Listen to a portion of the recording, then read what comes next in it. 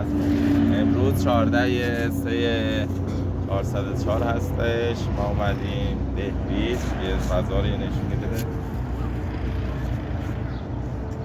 یه دایره بزن و دوباره بیا کار.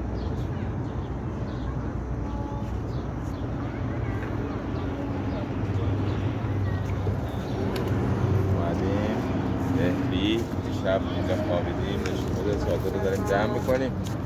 الان اومدیم آموزش، یکی از آموزش آفروده. چیزیش نمیگیرن، زیاد اهمیت نمیدن، ولی خیلی مهمه. اینجا بگیر. الان ما 2 تا دسته کلید داریم، کلید اصلی، کلید فرعی.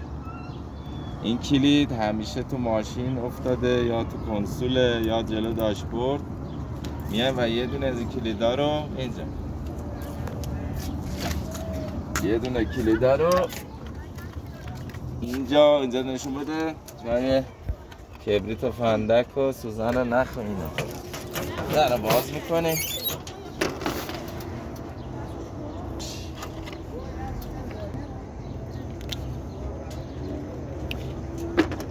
و میبندیم به کلید زاپاس.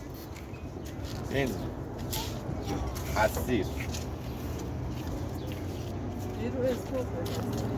میاریم زیر ماشین.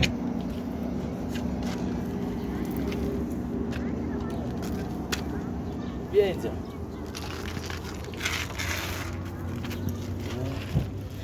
این قسمت ها هر جا که دیدید مناسبه باید این کلیدا رو با کش بالا میبندیم که در مواقعی که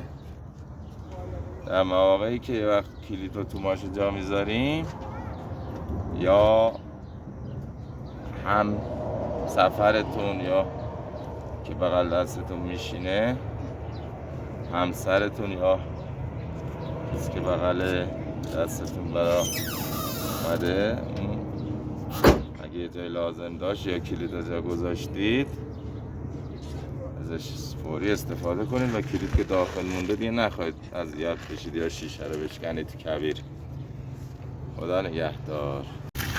میریم زیر و لحظه موبایل رو بده.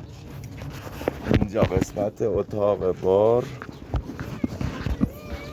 اتاق بار عقب، این قسمت این بالا جاساز میکنیم، مواقع ضروری ازش استفاده کنیم. اینجوری میبندیم بالا، یه تاب هم میدیم دورش که باز نشه. 2 تا تاب میدیم که از تو حلقه به مرور آزاد نشه.